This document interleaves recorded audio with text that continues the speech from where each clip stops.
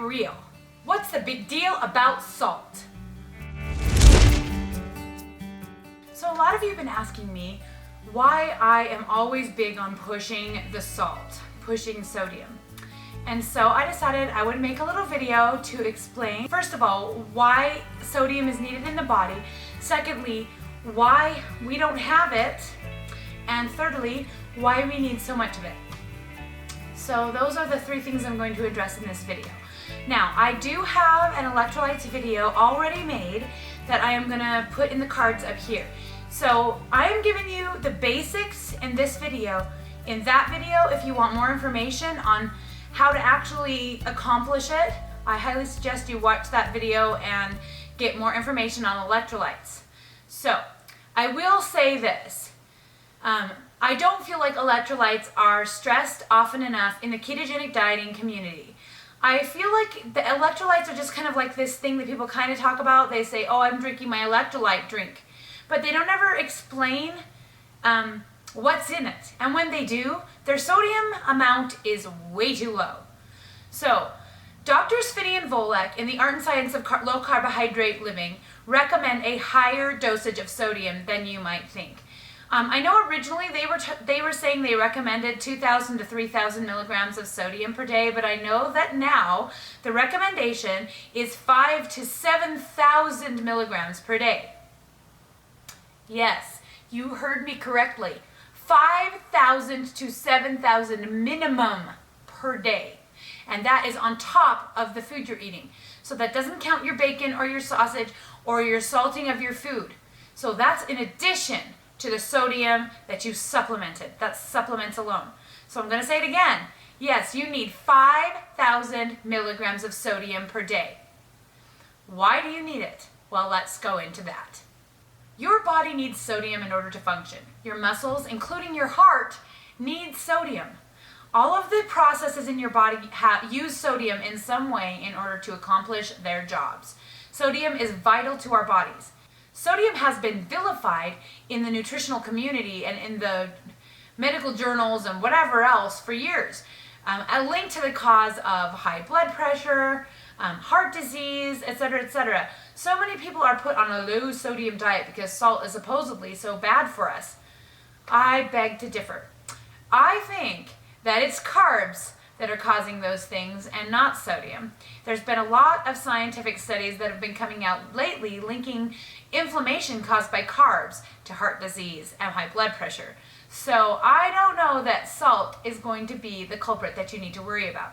So if you are on blood pressure medication and you're coming into this going, wow, I've been told to eat a low sodium diet and now you're telling me to drink salt. I don't think I should do that. You need to consult a doctor. I'm not going to be the one to tell you to go against your doctor's orders or whatever. But I will tell you this. When I began the diet, my blood pressure was really high and I was refusing to take medication for it. My blood pressure was 175 over 94, 95, depending on the day. I was seriously concerned that I would have a stroke. That was one of the main reasons I needed to lose fat. And that's one of the main reasons I started this diet. But I took the salt thing seriously and I went ahead and did it, and my blood pressure never went up any higher than it had been. And in fact, as I've continued to lose weight, it's gone down to where it is totally normal now, 120 over 84. So that's pretty awesome. And I'm still taking the same amount of sodium. Sodium doesn't seem to be making any difference either way. So that brings me to, why do I need extra salt on a ketogenic diet? When I'm eating ketogenically, why is it that the need of sodium goes up? And this is the reason why. So one of the reasons why is because your body begins to flush everything out of your body. You're not going to hold water like you used to. Even if you think you weren't retaining water, you will be shocked at how much water you will lose when you begin a ketogenic way of eating. You just don't hold water like you used to in your body. And that means with that water, out is going all of your electrolytes. Because your body just doesn't store those randomly. Those are stored in your body's fluids, and when you're losing fluids, you're losing your electrolytes. So all day long, you're losing them. And so you can keep replenishing them, but you're always losing them. Another reason is because you're basically controlling your insulin level. you're allowing your insulin level to only spike 2 or 3 times per day and to not even go as high as it used to go. You're not having multiple insulin spikes, or for those of us who are insulin resistant, having insulin overload. Another function that it does, where it basically helps your body know how much electrolytes it needs to hold. I mean, I don't know the exact science on that, but it's something to do with insulin, your insulin being lower and not having as much in your system that your body doesn't know how to keep its electrolytes anymore, and thus it lets them go. It's part of the flushing part of it. So a ketogenic diet naturally is a low salt diet. So if you're supposed to be low salt, I'll tell you what, a ketogenic diet will put you about as low salt as you could possibly get, because it practically takes you down to 0 salt. So what I tell people is to think about sodium, is think about it that you don't have any. You're literally carrying around 0 at most times of the day. So you cannot just go in the morning and just take your salt pills for the day and call it good, because your body will sense that that's an overload and it will flush it like crazy. You will end up in the bathroom not able to leave for a while. So be careful about how you're taking it. Space it out through the day. You do not want to end up with too much at once, which will cause you to end up in the restroom. You don't want to space it too far apart, or you'll start to get the symptoms of keto flu. So one of the first symptoms of keto flu is a strange headache. I know I've talked about it before. In the T-zone, you start to feel just a little bit of pressure through here, and you feel a little bit muddled, and your brain isn't working very well. You just kind of feel like you can't get your train of thought, and sometimes you really do forget things. Your brain doesn't seem like it's working, stuff like that. That's a first sign that keto flu is coming on. If you grab some sodium right then and eat some, you're going to feel better in 10 to 15 minutes. But if you don't, it's going to get worse and worse and worse, to the point where you get like, you can't talk, or you get the shakes, or you get nauseous, and then you don't know what's wrong with you, and you think you have the actual flu, when it turns out you just really low on sodium. So why do I need so much sodium? Because your body is basically at 0, and you need to be able to have enough to space it out through the whole day. If you're only supplementing 2,000 milligrams of sodium per day, then you're just going to have to spread it out in teeny tiny little increments all along the day, and you still may not have enough for all your body's processes at each time. Now, this isn't official science. I mean, I am not a scientist. I told you guys before, if you really want to know the science behind this, you need to read The Art and Science of Low Carbohydrate Living by Drs. Finney and Volek. They are the ones who have written all this out. I'm only telling you how to implement it into your life. It's hard for me to tell you exactly why you need it. I only can tell you that you do. And I will tell you, if you will take 5,000 milligrams minimum of sodium per day, you will feel amazing. Seriously. You won't feel tired. You won't feel muddled. Your brain will function so well. It will feel so great. Like, everything will feel more clear. That keto clarity that people talk about comes on so much better when your sodium is in balance. Okay. So, honestly, I feel like sodium is one of the most overlooked electrolytes, because if you look at the electrolyte powders, most of them have potassium and magnesium in them and very small amounts of sodium. We need lots more sodium than the electrolyte packets are going to give you. It's a lot more sodium than you're going to get from Gatorade. You're going to need 40 Gatorades, Gatorade Zeros, 40 Gatorade Zeros to get enough sodium. And because you're taking in so much fluid, you're just going to flush all out anyway. So you can't get what you need from an electrolyte drink unless you are adding sodium to it. So I'm going to tell you really quickly about the 2 other things that you do need, and then I will show you some supplementation ways. So I'm going to quickly touch on that. So magnesium and potassium, you do need both of those. Magnesium supplementation is a recommended dose of, I believe, 350 to 700 milligrams. This is in addition to what you're getting in your food, or what you would get from a magnesium oil, or in the bath, or anything like that. Because you know I take my magnesium baths to get a little extra. So dietary magnesium, you need a minimum of 350 milligrams a day. Potassium is tricky. I see a lot of ketoers supplementing huge amounts of potassium. The recommended amounts from Finney and Volek for potassium are only 1,000 to 3,500 milligrams of potassium a day. But it's so easy to overdose on potassium. There's a lot of potassium that comes from food, and you can absolutely overdose on potassium. It can give you a heart attack. You do not want to risk that. So those of you who are over there worried about trying to get to 3,500 milligrams of potassium, just don't. You do not need that much. You will know if you need if you'll need extra potassium, because you will have muscle cramping. Though low sodium can also cause muscle cramping. So, take it with a grain of salt. Try salt first, potassium second. I very rarely supplement my potassium. The only time I ever really do is if I feel like I'm having a whoosh, maybe because I feel like I'm flushing more, or if I have some cramping and the salt isn't touching it. I just really don't supplement potassium very often. You want to try and get your potassium from food sources. That's why you need to make sure that your entries are correct. If you're entering meat into MyFitnessPal or whatever, and you don't show any potassium, your entry is incorrect, because meat has lots of potassium. Avocados have lots of potassium. Green veggies, lots of them do. So you're usually eating more than 1,000 just from your food, and that's usually plenty.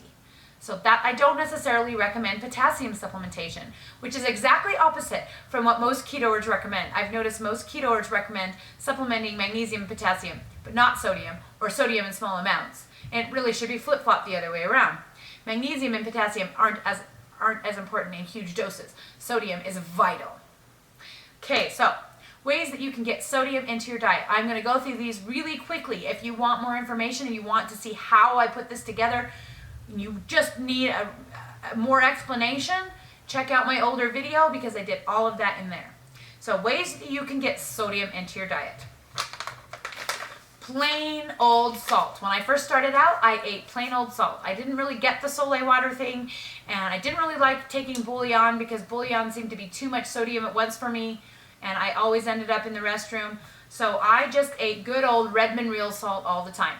And you can eat any salt, even iodized, but I don't necessarily recommend table salt, because it's gross and processed, and some of it has dextrose in it. But this real salt brand is yummy. It is very tasty to eat. So if you need to eat your salt, this is the way to do it. And what I would do is I would measure out the salt that I needed for the day for the whole 5,000, put it in a baggie, take it with me in my purse, and I would just pop salt whenever I felt like I wanted to, all day long. That worked okay. It's not the fastest and easiest. I was constantly licking salt out of my hand. People thought I was very weird doing that, but salt is something you have to eat kind of slow. You can't just chunk a bunch in your mouth and swallow it without coughing and choking, as my sister learned the hard way. Sorry, babe. But this is a good way to get it. The second way you can eat it, you can also eat just good old plain Himalayan rock salt. My husband, that's how he gets his sodium. You can measure it out what you need and just munch on the crystals through the day. You can also take bullion. Each of these bullion servings has like 870 milligrams. Be careful with bullion, because you're definitely taking so much at once. 870 was too much for me at the beginning, but now I'm taking probably 2,000 at a time. So I don't know. I mean, you can kind of build up to it, I guess. But bullion's a nice way to do it, because it feels like you're drinking a soup or some kind of, home remedy. When you've been sick, it makes you feel better, that kind of thing. This is a good way people get it in. Only problem with this is that there's usually a carb or two per serving. So you have to add those into your carbs. And personally, I don't want to drink my carbs with my sodium. So the last way, and really the most effective way to be able to track your sodium and get it in quickly, is soleil water. This is my bottle of soleil water. You can see the salt is on the bottom and the clear liquid on the top is the soleil water. If you want to know how to make soleil water, here's a video for you. I'm not going to show you how to do that on this video. I showed it on both the video I just posted and the video that I posted at the beginning of this video. So what I do is I make a bunch of these little jars. This is the jar that the pink salt came in. And I have a few of these just sitting. I showed my soleil farm the other day on my Mom Life, Keto Mom Life video, the worst day ever. I pour this out into one of these. This is called a Go Stack cup. There's a whole bunch of different brands of these on Amazon. They're super easy to find and they're cheap. And I just pour this clear liquid. You can see the bottom one has some in it. I've used the top ones. And I take it with me wherever I go. The handy dandy thing about this is that I was able to weigh out the amount in the top and see exactly how much it fits to the first line. And it fits exactly 1.5 tablespoons of the soleil water. So what I do is I unscrew the bottom, pour it into the top up to the line, take it like a shot, drink some water, done. And I do that 4 times a day. So there's 1,400 milligrams of sodium. It's actually 1,434, but there's about 1,400 milligrams of sodium in 1 tablespoon of this soleil water.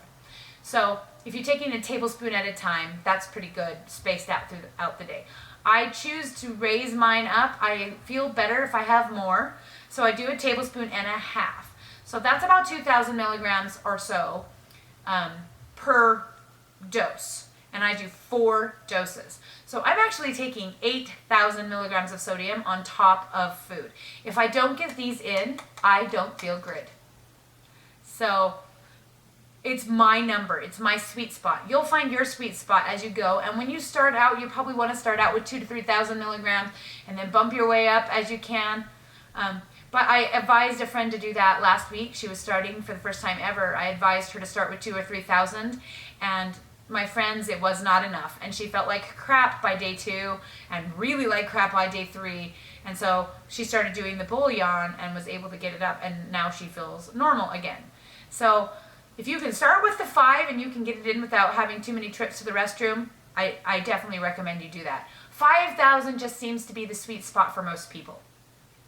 So that's where you should start. If you don't believe me, that's fine. Don't do it. I don't care. But I will warn you, most of the people I've personally coached on how to do keto have poo-pooed the salt and have said that they were going to do it and then didn't do it, and 2 weeks later have called me up in a horrible panic because they have horrible keto flu, and I say, take some salt, and they don't believe me, and then they call me back 20 minutes later, it's a miracle! Yes, it is a miracle. Take your sodium. So the way I get my magnesium in is super easy. I use this Doctor's Best. I buy it on Amazon. It's got 100 milligrams of sodium in each pill, so I usually pop 3 or 4 of them a day. 2 in the morning, 2 at night is when I take them. I don't think it matters. The magnesium doesn't seem to need to be spaced throughout the day like the sodium does. So I take them usually 2 in the morning and 2 at night is how I do it. There's other brands of these. Magnesium Calm is a good one that you can take before bed. It's a drink. And a lot of people use it to make electrolyte concoctions, and you can too, and you could add some more sodium to it and make it even better. Add a little soleil water and you'll be good. So you can take it that way. The only recommendation I'm telling you is to avoid oxide. And when you go to Walmart or you go to Walgreens, I'll tell you what, every single magnesium they have is oxide.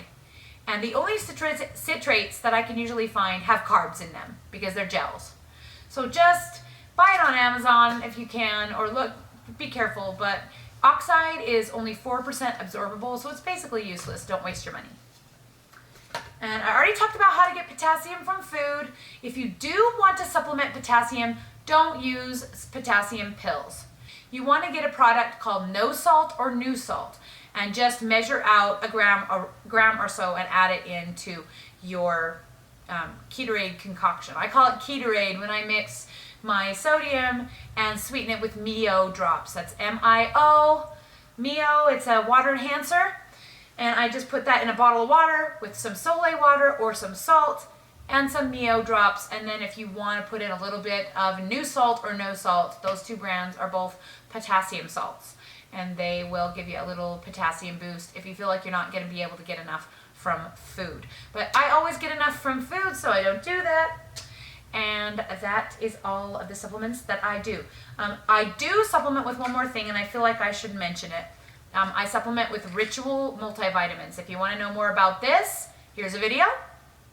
And I am going on 3 months with Ritual vitamins, and I love them. I probably should do another review because I feel like now that I've been on them for 3 months, I have more of an idea of how I really feel about them. But basically, I feel the same as I did at the beginning, only it really has helped my hair. I feel like it's done better for my hair loss than biotin and collagen did.